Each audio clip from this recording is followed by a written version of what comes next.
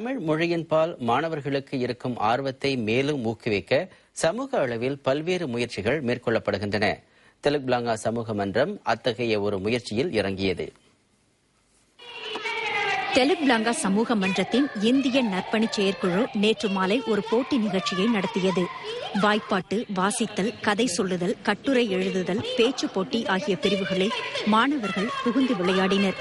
சென்ற ஜனவரி முதல் 6 வாரங்களுக்கு முதற்கட்ட போட்டிகள் நடைபெற்றன. இறுதிப் போட்டி நேற்று நடைபெற்றது.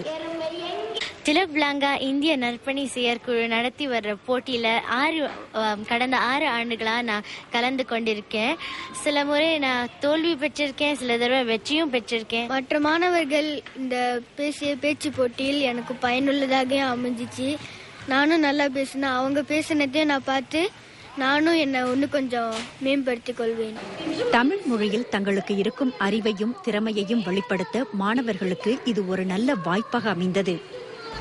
விளையும் பயிர் முளையிலே தெரியும். அதற்கேற்றாற்போல் இங்கு போட்டியில் கலந்து கொண்ட மாணவர்கள் தங்கள் திறமையை கொட்டி பார்வையாளர்களை அசர வைத்தனர். இத்தகைய வாய்ப்புகள் மூலம் பேச்சாற்றல், மொழி வளம் போன்றவற்றில் தங்கள் பிள்ளைகளின் வளர்ச்சிக்கு நல்ல எதிர்காலம் இருப்பதாக பெற்றோரும் கருதுகின்றனர்.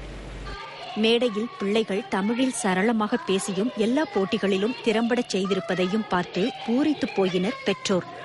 என்னோட பொண்ணு சிவானி இங்க பாட்டு போட்டியில கலந்துட்டாங்க. ஸோ அவளோட டேலண்ட் வெளிவரத்துக்கு ஒரு நல்ல எக்ஸ்போஷர் கிடைச்சிது. அவள் தைரியமாக பாடுறதுக்கு ஒரு நல்ல ஆப்பர்ச்சுனிட்டி இங்கே கிடைச்சிது. அதுக்கு தெலுங்கு இந்திய நற்பணி செயற்குழுக்கு நான் நன்றியை தெரிவித்துக்கிறேன். கலந்துக்கனால பசங்களுக்கு ஒரு தன்னம்பிக்கை வளருது. மெயினா 2வது தமிழ் மொழி பற்றி நல்லா அதிகமாக வளருது. இது தமிழ் பரீட்சை கூட ஹெல்ப்ஃபுல்லாக இருக்குது எங்களுக்கு. அதனால ஒவ்வொரு வருடமும் இதை கலந்துக்கணும்னு ஆர்வப்படுறோம். இந்த இதனால பலனால செகண்டரி போகும்போதும் சொற்சிலம்பு இது மாதிரிலாம் சேர்ந்துக்கணும்னு குழந்தைகளுக்கு ஒரு ஆர்வம் உண்டாகுது. கண்டிப்பா அனைத்து தொடக்க பள்ளிகளிலிருந்தும் மாணவர்கள் போட்டிக்கு அழைக்கப்பட்டனர். பள்ளிக்கு 6 மாணவர்கள் என்று மொத்தம் 86 பள்ளிகள் போட்டிகளில் கலந்து கொண்டன. வர்த்தக தொழில் அமைச்சரும் தெலுங்கு அடித்தள அமைப்புகளின் ஆலோசகருமான திரு லிம் ஹிங்க்யாங் போட்டிகளில் வெற்றி பெற்ற மாணவர்களுக்கு பரிசுகளை வழங்கினார். இத்தகைய போட்டிகள் மாணவர்களுக்கு மிகவும் பயனளிப்பதாக மன்றத்தின் துணைத் தலைவர் கூறினார். என்றும் இல்லாத அளவுக்கு இந்த ஆண்டு மொத்தம் 290 மாணவர்கள் பங்கு கொண்டார்கள். எல்லோரும் சிறந்த முறையிலே பங்கு கொண்டார்கள். சிறந்த மொழியாற்றல் மிக்கதாக தோன்றுகின்றது. நல்ல முறையில் நாங்கள் ஏற்பாடு செய்திருக்கிறோம். பெற்றோர்களும் இதற்கு நல்ல ஆதரவு தந்து வருகிறார்கள். கடந்த 23 ஆண்டுகளாக இந்த போட்டி நிகழ்ச்சியை நடத்தி வருகிறது தெலுங்கு சமூக மன்றம்.